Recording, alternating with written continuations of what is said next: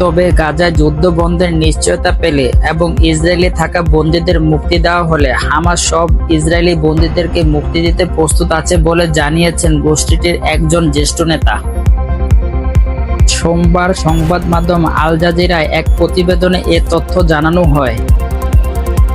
প্রতিবেদনে বলা হয়েছে, তাহের নামের হামাসের একজন জ্যেষ্ঠ কর্মকর্তা বলেছেন, বন্দি বিনিময় চুক্তি, যুদ্ধের অবসান, গাজা উপত্যকা থেকে ইসরায়েলি বাহিনী প্রত্যাহার এবং মানবিক সাহায্য প্রবেশের অনুমতির বিনিময় তারা সব ইসরায়েলি বন্দীদের মুক্তি দিতে প্রস্তুত।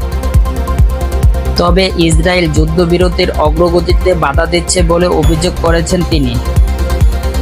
হামাসের এই নেতা আরও বলেছেন, বিষয়টি বন্দীদের সংখ্যা নয়, বরং সমস্যাটি হলো ইসরায়েল তাদের প্রতিশ্রুতি ভঙ্গ করেছে, যুদ্ধবিরতির চুক্তি বাস্তবায়নে বাধা দিচ্ছে এবং যুদ্ধ চালিয়ে যাচ্ছে। ওদিকে সোমবার ইসরায়েলি সংবাদ মাধ্যম ওয়াইটেট জানিয়েছেন, হামাসের কাছে একটি নতুন প্রস্তাব দেওয়া হয়েছে।